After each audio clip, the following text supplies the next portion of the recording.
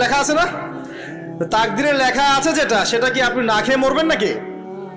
যদি আপনার তাকদিরে থাকে যে আপনি 50 বছর বাঁচবেন আর 50 বছরে আপনি 500 মন চাল খাবেন, কথার কথা, ওই চালের এক দানা বাকি থাকতে আপনি মরবেন? মরবেন না।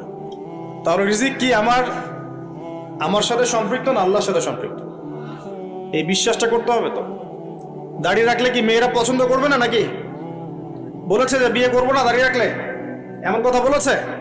যদি কোনো মেয়ে এরকম কথা বলে, ওই মেয়েকে বিয়ে করার দরকার নেই আপনার।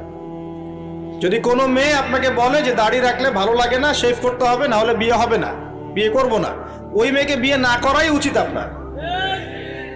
ওর তো মানে আপনাকে বিয়ে করার যোগ্যতাই হয়নি, ওর তো যোগ্যতাই হয়নি আপনাকে বিয়ে করার। সে তো দাড়ি নিয়ে প্রশ্ন তুলছে। যে মেয়ে বলবে যে নবীর সুন্নত আছে এজন্য আপনাকে পছন্দ করি, তখন বুঝবেন যে হ্যাঁ,